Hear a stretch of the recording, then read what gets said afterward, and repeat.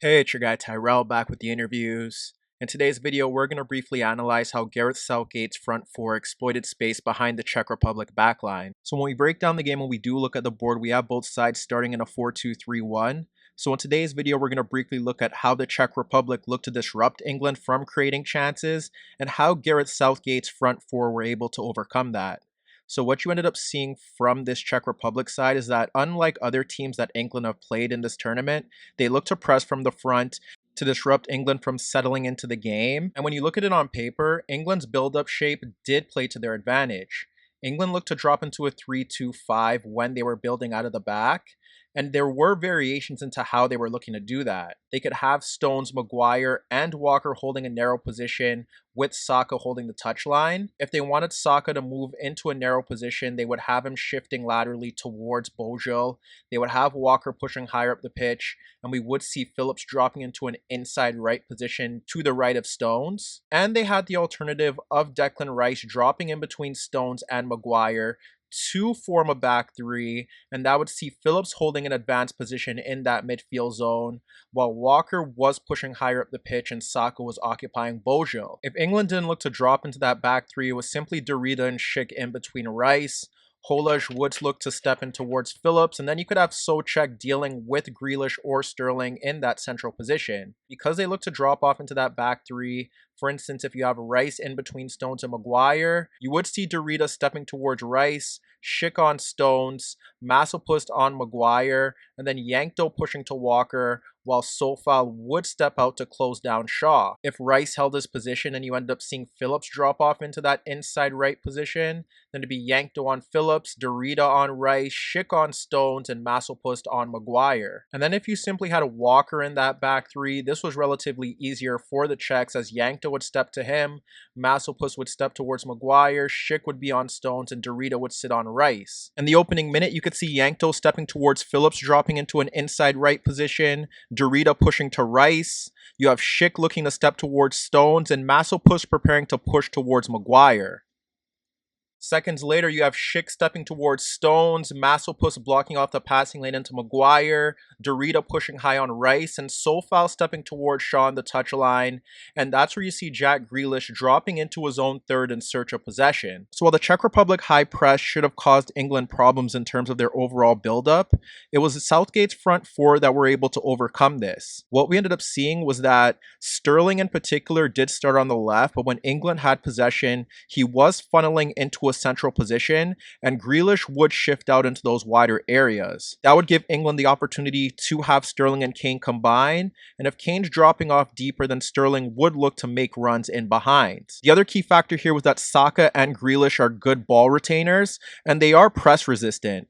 So what we often saw was that Grealish was looking to drop off into deeper positions into that midfield zone, and he was looking to drag out Sofal, and that would allow Luke Shaw space to break into, and that was an element that England lacked in their earlier games. The fullbacks weren't pushing higher up the pitch, so with Grealish dropping off deeper, he pulls out a marker, and that pegs back Masopust. Over on that right-hand side, like I said, if Saka was holding the touchline, it was due to Walker having a deeper, narrow position, but if Walker pushed higher up the pitch with Phillips dropping off into that inside right zone, then that would allow Saka to drift into central positions, and he also was pulling out Bojan to ensure that he could create space out in those wider areas for Walker to break into. In the earlier stages of that game, you could see Harry Kane dropping off deeper into a midfield zone as well.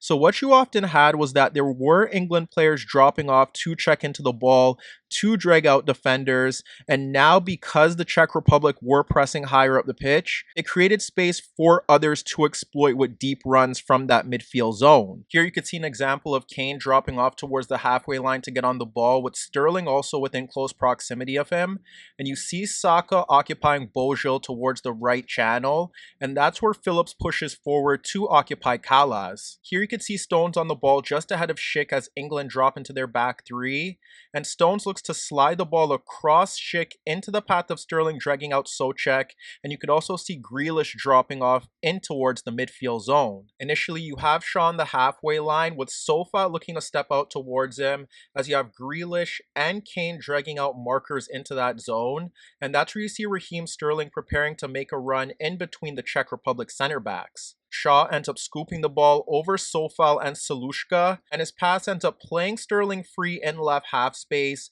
but when he dinks the ball over the keeper from this position, he ends up hitting the far post. Later on, you have Grealish on the ball pulling out Sofal, with Shaw looking to make a run across Yankto, and Grealish drops off the ball towards Maguire, and you could see Sofal out of position. That allows Maguire, with no pressure applied towards him, to clip a ball over the top for Shaw running in beyond Yankto, but unfortunately for England, Shaw is unable to bring that ball down to create a chance. This time you could see Grealish dropping off Sofal in towards the halfway line to receive the ball in the pocket of space, and that's where you see Sterling beginning to make a deep run into the gap between Kalas and Bojo, and Kane looking to spin off Shaluchka into the left channel. When Grealish looks to push forward, that's where Sterling's run does develop, and you could see the passing lane for Kane to break free into that left channel zone. Grealish ends up splitting Sofal and Chalutska to play the ball into Kane, but from that position he's looking to wrap the ball across both center backs to play in Sterling at the far post. But when Kane attempts to play that pass, Kalas does a very good job of tracking the movement, and he ensures that Sterling doesn't have a free tap in. Here you could see Maguire dragging out Derrida in towards the halfway circle, Sterling making a deep run from between the central midfielders and beyond Bojo, and you have Grealish dragging out Chalushka to create the passing lane for Maguire to find Kane running off of Kalas. When Kane receives the ball in left half space, he should be simply sliding the ball across the center back for a Sterling tap in, but he looks to cut across Kalas, and that takes Sterling out of the game, but still from this position he should be scoring. However, Kane's curled effort on goal is pushed away by the keeper. In the build-up to England's winner, you have Walker pulling out Yankto, and you could see Saka dropping into his own third, and Bojo's not tracking that movement, and it creates a 2v1 as Souček's tracking Phillips. When Walker plays the ball into Saka, that forces Souček to step towards Saka, but if Saka bypasses him, that creates a 2v1 with Phillips against Bojo. Saka skips across the Czech Republic midfielder, and that creates a huge lane of space for him to run into, as Bojo eventually steps towards Phillips. But Saka ends up carrying the ball towards the left back, and that creates a 2v1 with Phillips spinning towards the right channel, and Saka ends up sliding the ball in towards Phillips rather than Kane and Sterling, who are occupying the center backs in Sofal. When Phillips receives the ball, he ends up pulling out Bojo, and that sees Saka continuing his run into right half space, and that allows Phillips to play in the England youngster. Meanwhile, when we look to the second half, we did see some slight modifications in terms of the Czech Republic press due to England's build-up shape. Rather than dropping off into a 3-2-5, they remained with their back four. The fullbacks didn't push higher up the pitch, and we ended up seeing Schick and Derrida looking a step towards the center backs, with Derrida blocking off the passing lane into Phillips, as Jordan Henderson did replace Rice, and he was looking to move into advanced positions from that right side of the pitch. Initially, we did see Souček and Derrida stepping towards Phillips, and that allowed Masopust to step into the path of Maguire.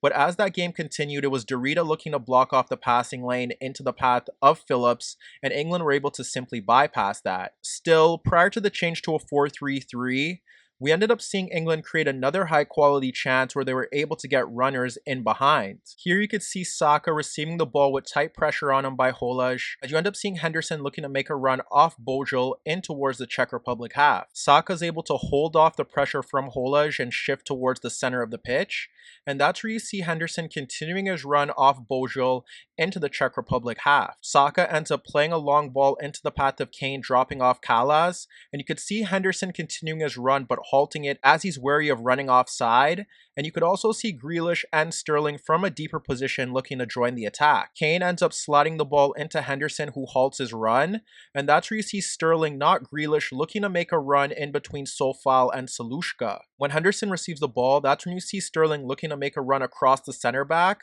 but Kane is already beyond Kalas, who should be sticking tight with him, and if Sterling makes that run across the center back, that creates a free lane for Kane to break into. Henderson ends up dinking the ball into the path of Kane as Sterling does drag out Chaluchka, but when that ball is played in towards Kane's path, he's unable to control it, and Sofal is able to clear the lines. So as you could see, an improved England performance was largely down to the Czech Republic approach.